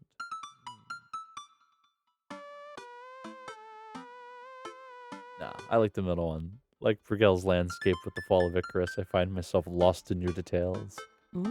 Dad, whoa. I saw it on TV. I am not actually an intelligent person. Bring it home, Pops. Let me take you all of that and this go. Let me take you out. I got 2 tickets to the movies. I would very much enjoy your company, accompanying me to the cinema. It would bring me great pleasure to escort you to the cinema. Cinema. Smooth. Calling it the cinema is a classic move. Enclosed, you'll find 2 tickets to Vampire Crusade 2, Evil Never Dies, which I'm sure you will find both titillating and enjoyable. Namaste. Best wishes. We'll carry on. And then I signed my name, my full name. Fancier that way. Sal Capella. Is this okay? Amanda reads over my sloppy handwriting. Good morrow to you on this fine eve. I must confess of my amateur control of the written word, as well as even more amateur penmanship. Your letter found me in good spirits, for I felt very much the same after our last encounter. Like Bruegel's landscape with the fall of Icarus, I find myself lost in your details. It would bring me great pleasure to escort you to the cinema. Enclosed, you'll find 2 tickets to Vampire Crusade 2, Evil Never Dies, which I am sure you will find both titillating and enjoyable. Best wishes, Sal Capella. You spelled his name wrong. What? Nah, just trying to keep you on your toes. Now, all you have to do is seal it and put it in his mailbox. Can I seal it with tape? That's not authentic enough, but I have an idea. I'll be right back. Amanda leaves the room and returns with a candle, a lighter, and a small piece of wood. You gotta have a wax seal. She lights the candle, which starts to burn down and form a pool of melted wax. What's that other thing? Amanda pours some of the wax onto the folded letter and expertly presses the small piece of wood into it. She lets it dry for a second and pulls the wood away, revealing, here it is, your sigil. A little kitten with a bow on its head. Awesome. Scrapbooking stuff always comes in clutch. Well, I guess all there is to do is to deliver us to his doorstep now, huh? Oh, I thought we were getting a carrier pigeon to do it. I already called my guy. I have a pigeon guy. Marcus has the good pigeons. Don't get your pigeons from Anthony. They're no good. I don't want to know if any of this is true. I head outside and walk over to Damien's house. I slip the letter into the slot in his door and go back home. Mission accomplished? Now we play the waiting game. The night finally rolls around where I'm supposed to meet with Damien. The next day, he had left another beautifully crafted letter thanking me for mine and agreeing to the evening. Amanda helps me pick out a nice outfit, and I show up to the theater a little bit early. It's a chilly night and the theater is kind of crowded, but it's still nice. How do you do? I jump at the sound of his voice and turn around to see Damien right behind me. You almost gave me a heart attack. How long were you there for? I don't know. I just walked up. My apologies for frightening you. Was that thunder? Is it going to rain soon? I didn't hear anything. What? What?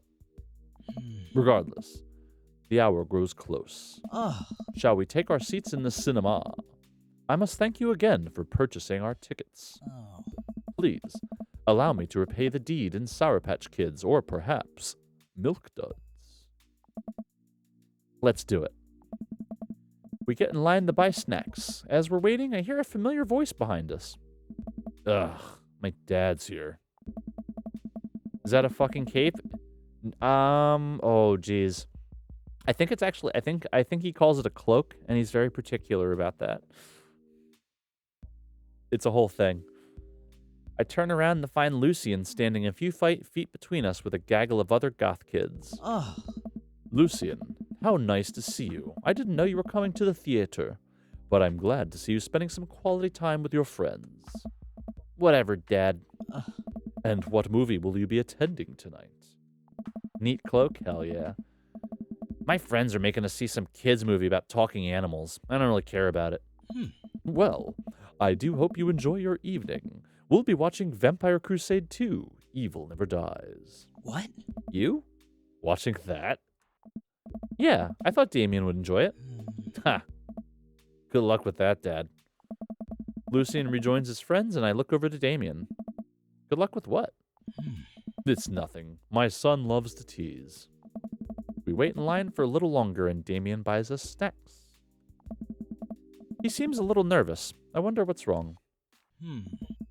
Damien and I take our seats and settle in for previews. Glancing at him, I can see he's sweating profusely and gripping his armrest. Everything okay? Everything is perfectly fine.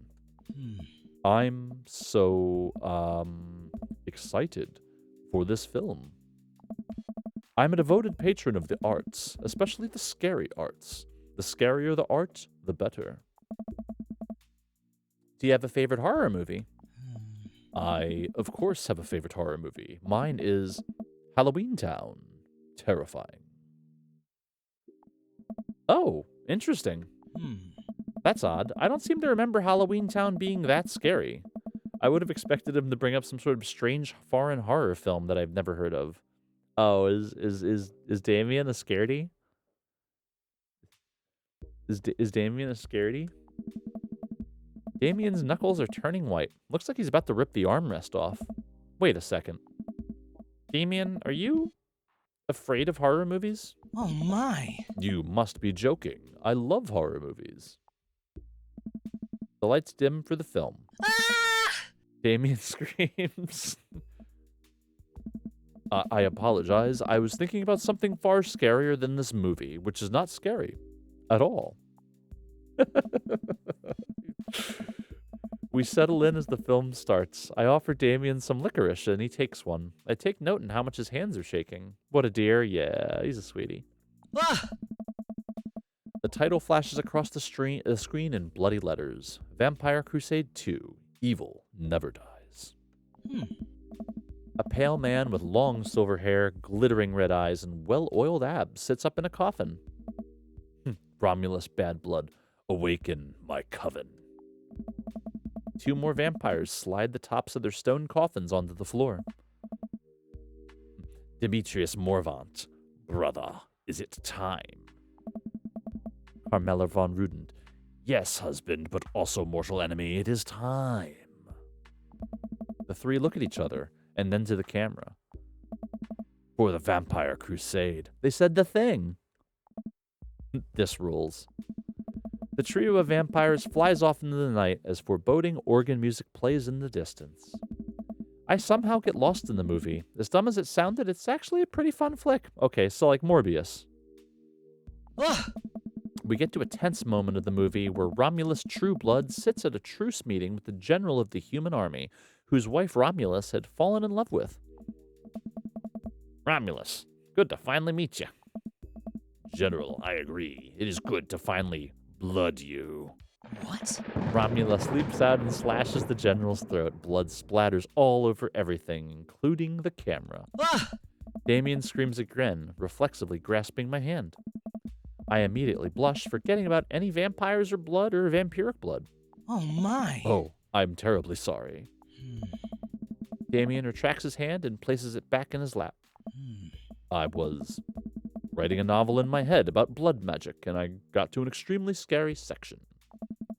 Damien goes back to quietly stressing out over the movie. It's kind of cute that he won't admit he's afraid of it. I wish he would hold my hand again. Maybe I could do something to try to make him feel more comfortable. I've got it. I'll do what all dads do best. Talk during the movie.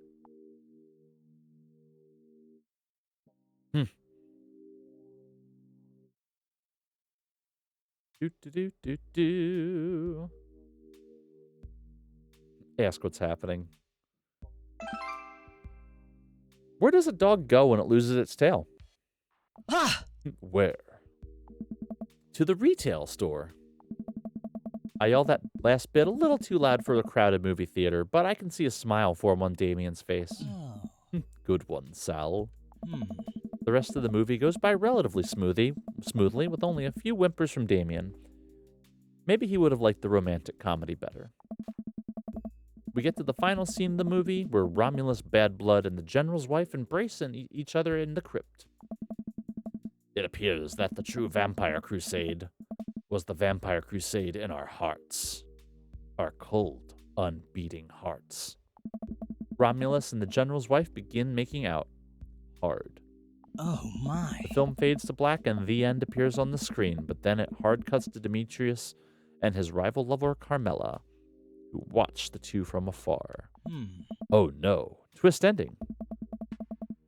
Our bloodline has been pure for 1,000 years. Romulus has betrayed us by loving a human woman. It'll only be a short time before the next Vampire Crusade 3, evil must die again. More thunder, more ominous organs. The movie fades out again and a bloody question mark now accompanies the end. Damien and I walk out of the movie theater amidst throngs of shattering moviegoers. He's a little more pale than I remember, but otherwise he survived the encounter. He even seems kind of invigorated. What an interesting film. While the premise admittedly struck me as pedestrian, I was intrigued by its harrowing love story and great attention to detail in regards to vampiric lore. Yeah, it was pretty good. And a lot more vampire titties than I thought there would be. Oh. Come, the night is young. Let's take a stroll. Damien is making a point of not telling me where he's taking me. Still, I'm enjoying the walk and the cool night air. Being alone here with Damien is a lot better than being in a crowded theater. Lovely night, isn't it? Oh. As lovely as the company, yes. He thinks I'm lovely. Damn. Okay. Here comes the smooth response.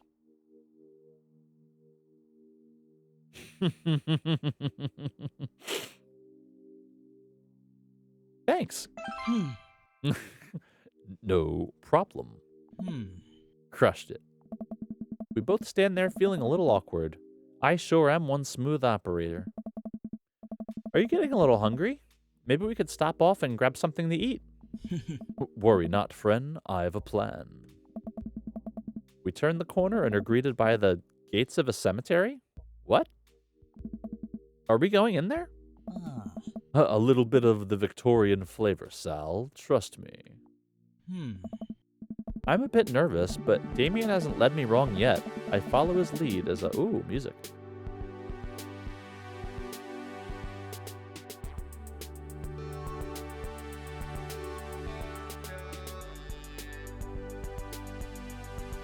Okay.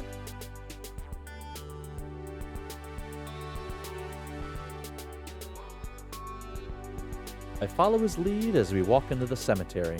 Statue of angels stare down at us as we follow a path through the faded tombstones. As we crest a small hill, we get a beautiful view of the city. The nightlights sparkle around us. I gotta hand it to him. For being in a cemetery, this is strangely romantic. Picnicking in graveyards is an old Victorian tradition. An appropriate finish to an evening after a vampire movie, wouldn't you say? With a flourish, Damien produces a blanket and picnic basket. Wait, where were you hiding that? Under my cloak? Oh, right. Damien unfolds the blanket as we both sit down. Gazing out at the city lights, he produces a bottle of red wine and a fine selection of cheeses. In the Victorian era, there were no public art galleries, parks, or botanical gardens to speak of.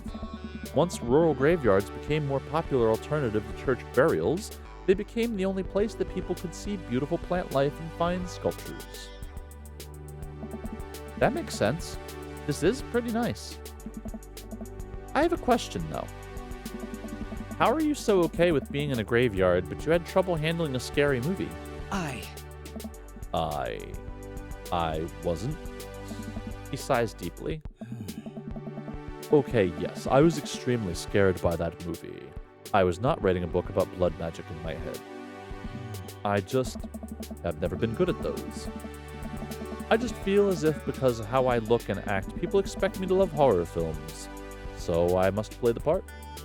Truth be told, I don't know if I have the constitution for them at times.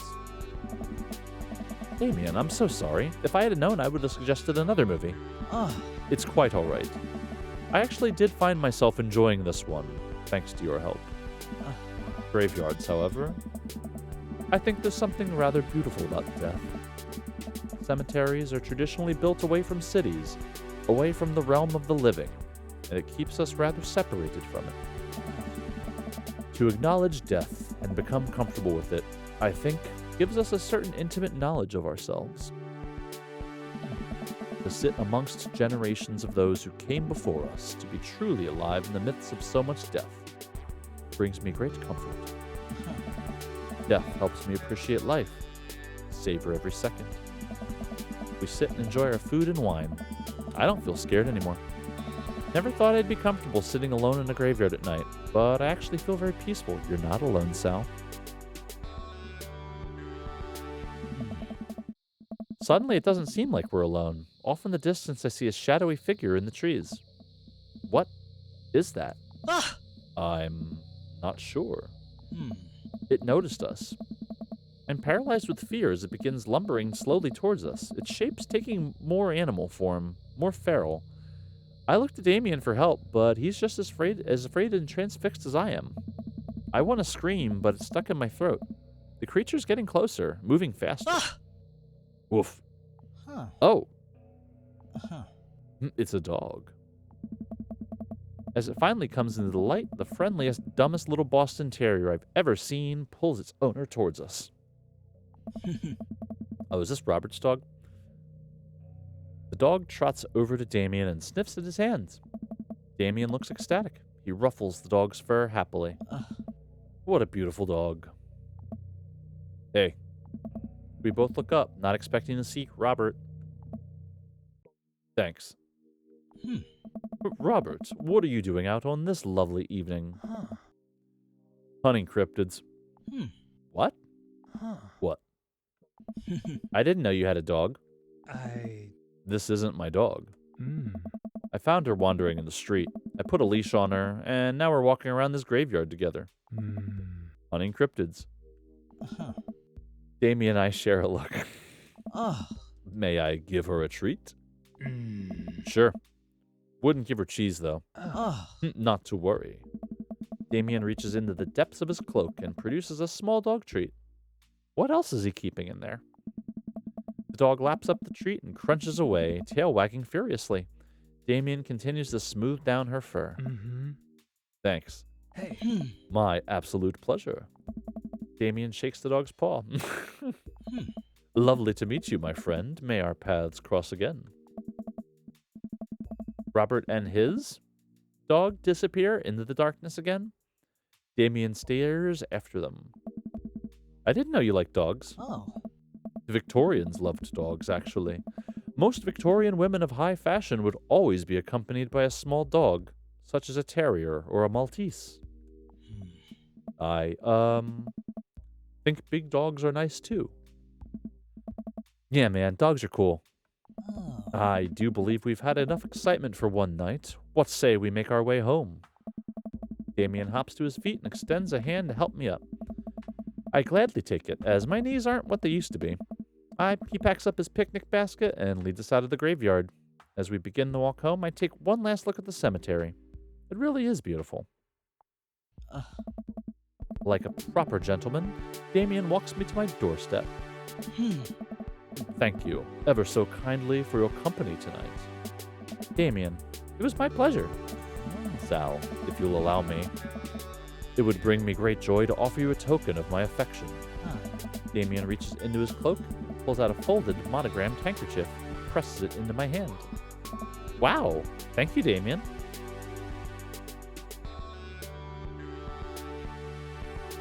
I'm gonna wave this at passing ships. Huh. I approve. Huh. Damien shuffles his feet. Huh. I just want to say it's rare to find someone like you, someone who's open to my eccentricities. It's nice to feel so accepted. Thank you. Damien gives my hand a quick squeeze. Damien blushes and hastily retracts his hand. I must take my leave. Good night. Before I can say anything else, he's gone. Poof.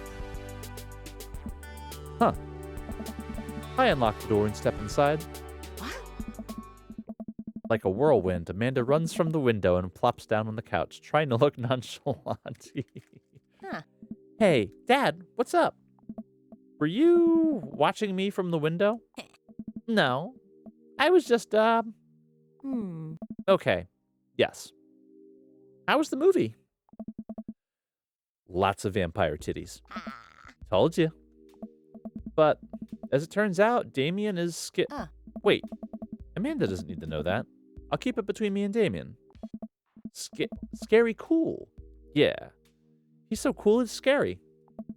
Nice save, Sal. Did you know that graveyards used to be a place to throw parties? Eh?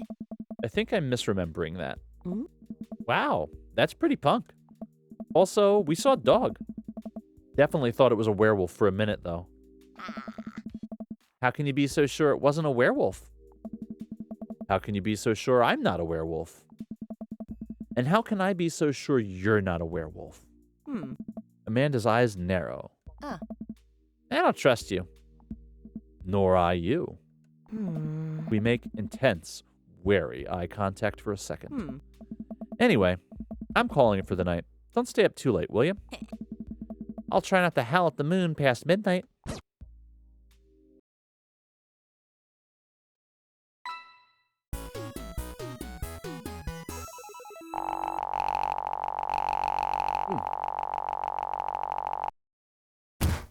Are you familiar with the works of Corey Feldman? He Hell simply yeah. slayed in The Lost Boys. Okay. I got an S tier date. Boop boop doop boop doop doop. It's a beautiful night and the air smells so fresh, so I decide to take the long way home. I casually stroll through the neighborhood, taking in the sights and sounds of a suburban city with a low crime rate and wide, walkable sidewalks at night.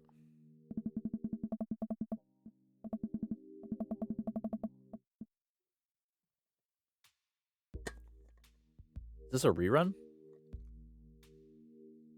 Are they going to make me try to fuck Joseph's wife again? As I approach the bar, I can hear patrons inside cheering on. Oh, I bet the game is on. I wonder if my team is playing tonight. A drop of water hits my head, and now lots of drops of water. It's pouring rain. Maybe I should wait this out inside. I order a beer from the bar and settle in. Turns out that my team isn't playing tonight, but I can certainly enjoy the game regardless. The bar is unusually crowded, and the feeling of camaraderie over a shared love for the game makes me smile. Sports are nice. Oh, Christ. I look over into the corner and spot none other than Mary, sitting alone and in a corner, nursing a cocktail. Something about her seems different this time. Now that she's by herself and not hanging off some younger guy, she looks so sad. She looks up and half-heartedly raises her glass to me before staring off into the middle distance. Say hi.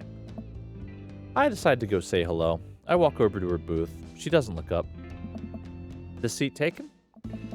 She still doesn't look up. I take a seat anyways, and she finally notices me. Oh. Hey, cowboy. You alright? Never better. She hiccups. Guess she's a little far gone.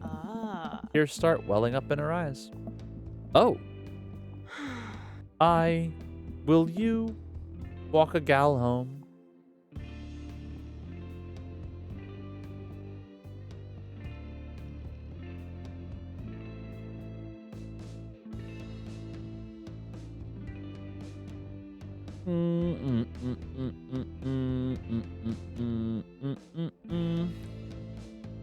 Boop ba doop boop boop boop boo.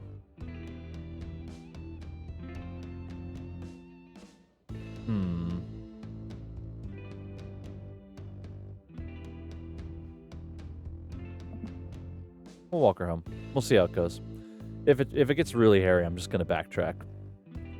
I slide out of the booth. Seems like Mary's having some trouble getting up. I reach out a hand to help her, but she waves me away. Hey. I got it. She clearly does not got it. Ah. You know what? Hang out here for a second. I walk over to the bartender and pay Mary's tab. Do I have a job? Hey, I don't know if you remember me, but I live in Mary's cul-de-sac, and I'm just making sure she gets home safe tonight. I know you. Yeah, it's nothing weird, just... She usually has one of the boss staff walk her home, but I trust you. She doesn't, go home with... I don't really want to say it. One of the guys she meets. Nah? Ain't her thing. Huh. I head back to the booth. Mary stumbles out of the seat and just directly into my arms. It's still raining a little bit. I take off my coat and hold it over Mary's head. I'm such a gentleman. Let's get you home. Mary and I walk in silence up the street toward the cul-de-sac. I have no idea what to say to her, for fear that she might hit on me. Or not. What did the bartender mean by ain't her thing? Sorry you have to see me like this. I'm usually not... I know Joseph doesn't like it when I... Just... Sorry. It's alright. I'm sorry if I'm ever mean to you. It's alright. Oh. No, it's not. I know it's not. I'm just having a really... Forget it. As we get to the cul-de-sac, I can feel Mary starting to slow down. By the time we arrive at the doorstep, she pulls away from me. Wait. Can we just... Hold on. What's wrong? Hey. How about another drink? For old time's sake. Come on, Mary. It's bedtime. Mary looks me up and down, giving me a half smile. You're right. She pulls me in close for a hug, holding on to me for a little longer than feels appropriate. She mumbles into my chest. You're a good kid. Thanks for the company. Mary gives me a pat on the back, straightens out her sweater, and walks the rest of the way to the front door herself. Huh. Welcome. You've got dads. Was is. Hi, this is Steven from Dadnazon. I'm out front with your delivery. Oh, okay, yes. I'll be right down. Wait, no, sorry. I need to put on pants first. I can't find my pants, but I'm wrapped waist deep. I'm wrapped from waist down in a duvet. Are you cool with that? I can come back tomorrow. No. Wait. I'll be right down. I just found some sensible capris.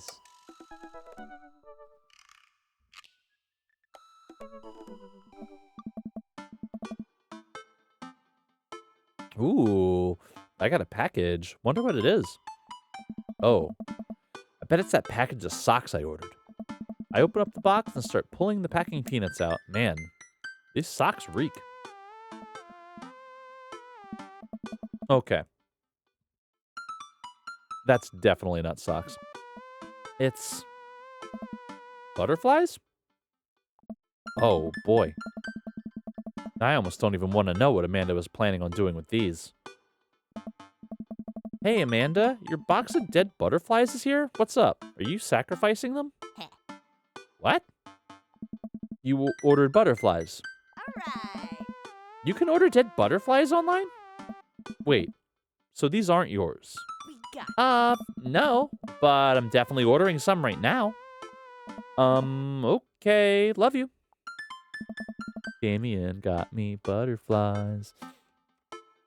I take a look at the box again. Oh, this is addressed to Damien's house. Obviously bring the box to Damien. What the fuck is wrong with you? I should take it over to him. Bum, bum, bum. I jog over to Damien's house with the box. I pull back his door knocker, but suddenly the door opens. Mr. Capella,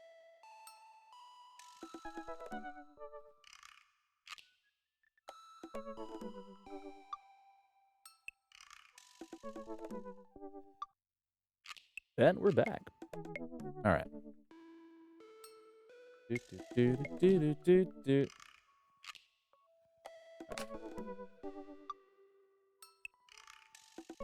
Okay.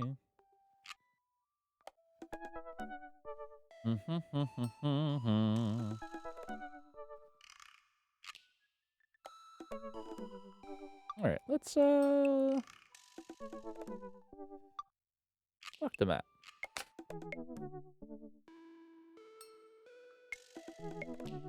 Or actually,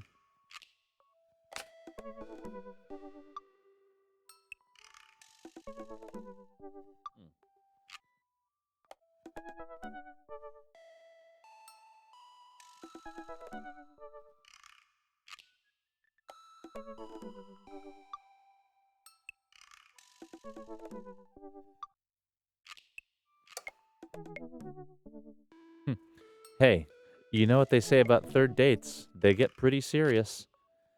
You might not have time to browse dad book for a while. Are you ready?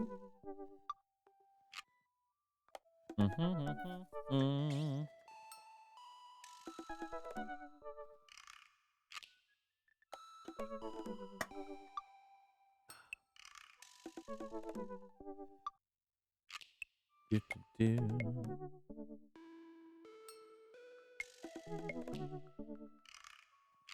Do, do, do, do.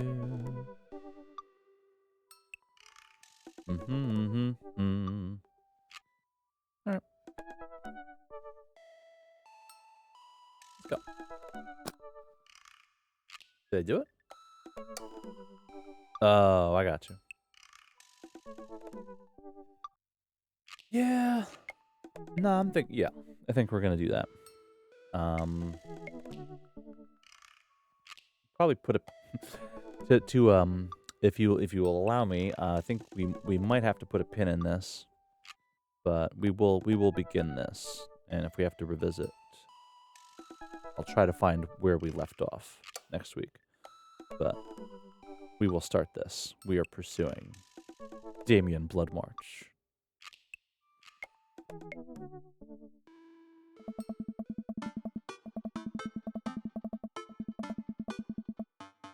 Ever since we had that picnic in the graveyard, Damien and I have been spending a lot of time together. We go on nighttime strolls pretty regularly. Porky! How's work, bud?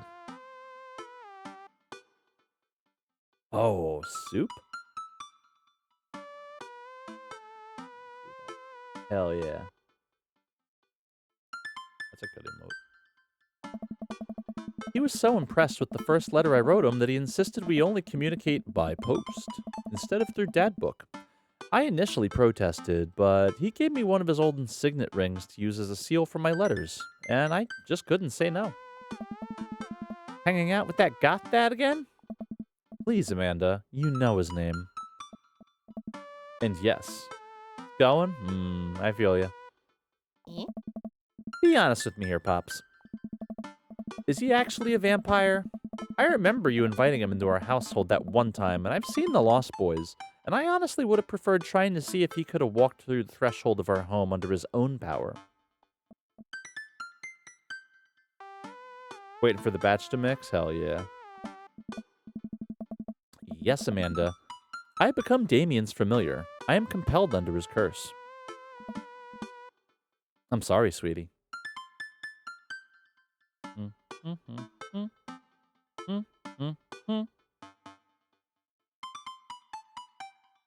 Oh, wrong button. Dad. Turn into a bat. I don't think... Oh. What's the point of being a vampire if you can't turn into a bat? Well, okay. I'm off. Are you taking the car, or are you flying off into the night in the leathery wings of a bat? One of those.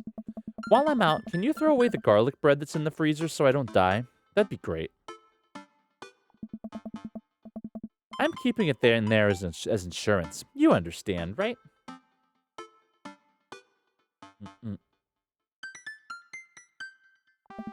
That's my girl. Damien and I walk along the water's edge, chatting. Damien's cloak. He hates it when people call it a cape. Damien's cloak flutters behind him in the breeze.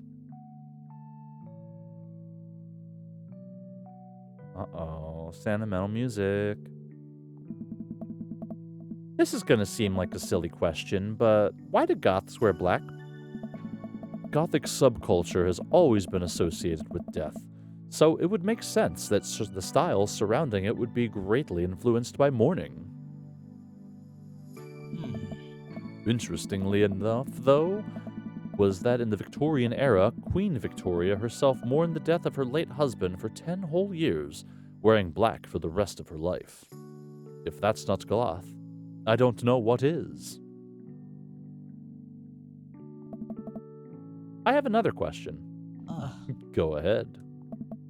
How are you so comfortable with death? You mentioned in the graveyard that it helps you appreciate your life or something?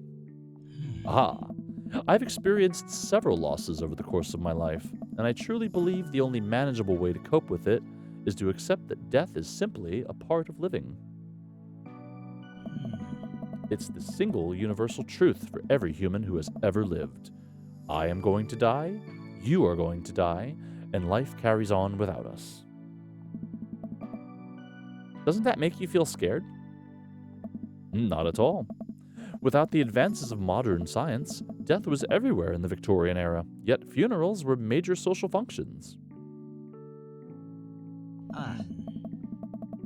Victorians were obsessed with the mementos of their loved ones, even going so far as to take elaborately staged photographs of their dead relatives. I mean, you go back a little further than that and people go even crazier with it. I see you, Bronze Agers. The minutiae of mourning was so complex that there were set periods of grieving that were deemed acceptable based on who in your life had passed. Now, we don't have any of that. If you lose someone, you end up feeling lost yourself because you have no modern equivalent of those formalities. We need to allow ourselves time to grieve, to feel that loss fully, but not allow it to consume us. So no, I'm not afraid of death. I believe it is a waste to spend your life dreading the end of it. The time we have here is brief and fleeting, and occasionally cruel, but it is at all times precious. To stare death in the face and live despite that, I think, is a noble existence. Let's save the mourning for the dead.